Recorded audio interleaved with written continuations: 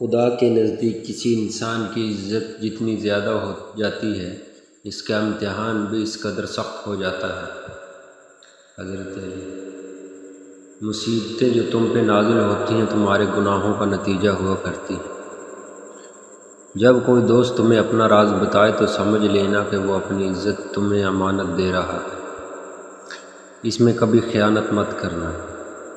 زندگی جینے کے دو ہی راستے ہیں، بھول جاؤ انہیں جن کو معاف نہیں کر سکتے، معاف کر دو انہیں جن کو بھول نہیں سکتے۔ عقل مند شخص کی سب سے بہترین عادت یہ ہے کہ وہ ضرورت یا دلیل کے بغیر بات نہیں کرتا۔ وقت اور دولت دو چیزیں ہیں جو انسان کو اختیار میں نہیں، وقت انسان کو مجبور اور دولت مغرور بنا دیتی ہے۔ ایمان اور حیا دو ایسے پرندے ہیں، اگر ان میں سے ایک اڑ جائے تو دوسرا خود ہی اڑ جاتا ہے۔ جب انسان کی عقل مکمل ہو جاتی ہے تو اس کی گفتگو مختصر ہو جاتی ہے۔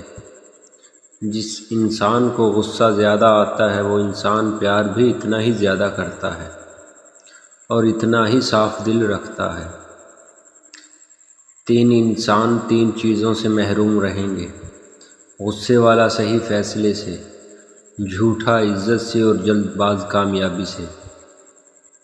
تین رشتے بے نقاب ہو جاتے ہیں: بڑھاپے میں اولاد، مصیبت میں دوست، غربت میں بیوی۔